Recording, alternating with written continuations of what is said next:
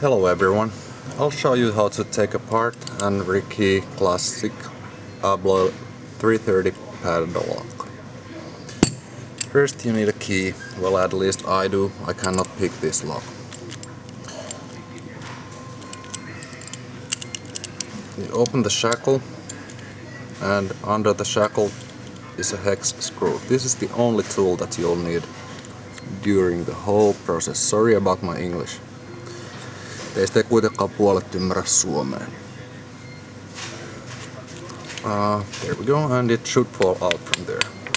There we go. Then you lock it again and use the other side of the key to unscrew this lid or whatever you call it. This is where you'll have to be careful because all these small parts will fall out.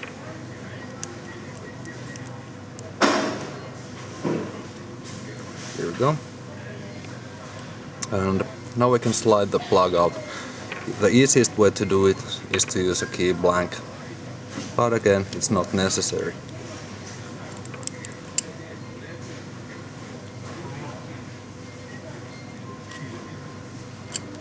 Here we go. One of the ball bearings came out. There are two on both sides here, and they will lock the shackle.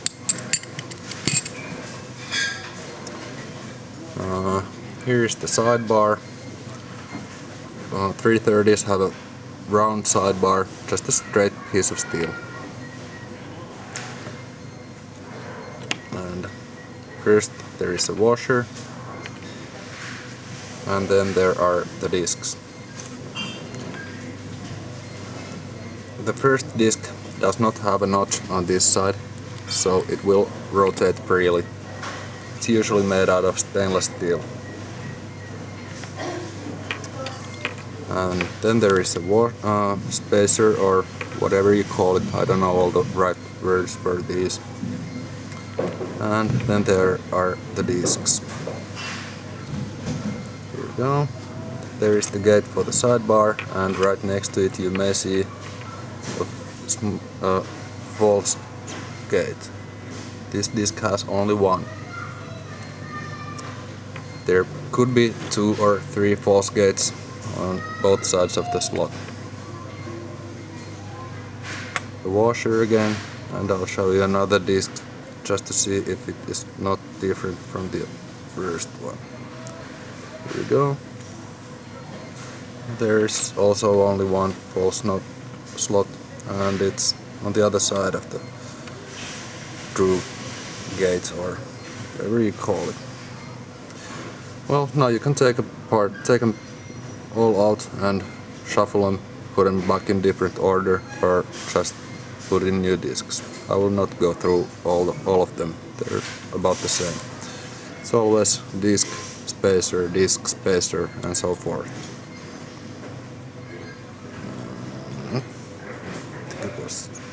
I think it was that one.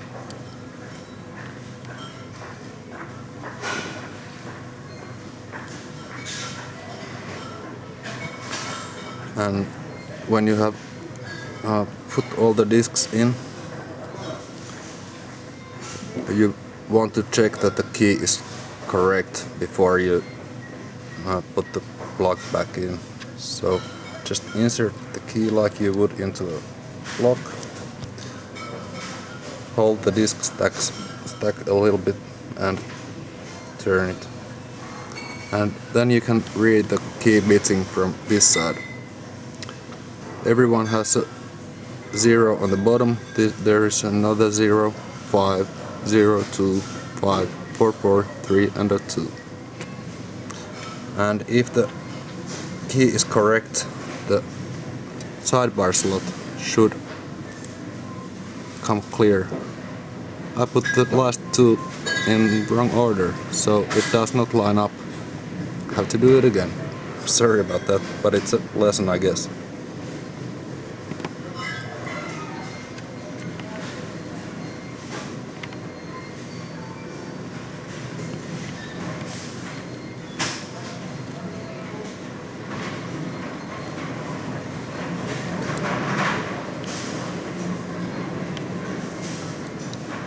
Let's try it again.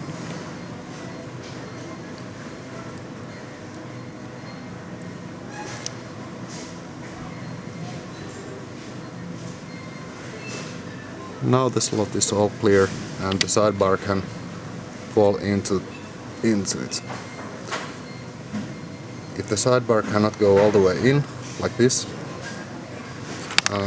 it stays in the groove that is inside the lock and the plug will not turn, the lock will not open.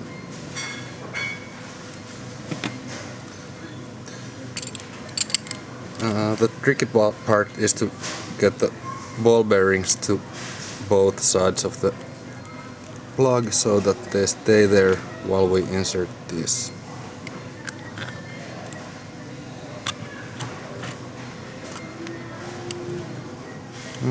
Before I put it together, I could show you that there are different sides of discs in different Abloy Classic locks.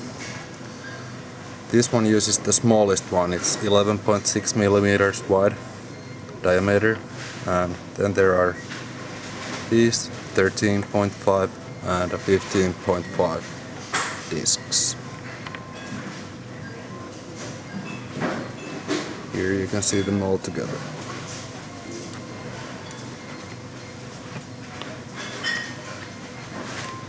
Well, basically you put all the discs in, and in this lock you can slide the sidebar in last. Some of the Abloy locks have a L-shaped sidebar that you have to put in before you put the plug into the lock. There we go. The washer, and then this. You don't want to screw this all the way in because the hex screw would not go deep enough and the shackle doesn't close fully and the lock does not operate.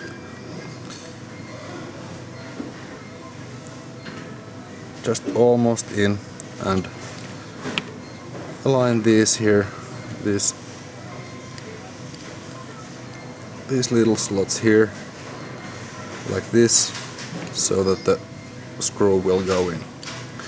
Now you need to unlock it again.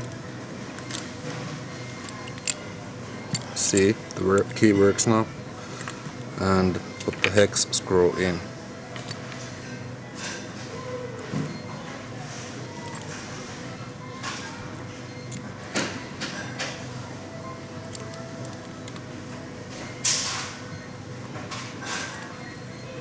Nice and tight.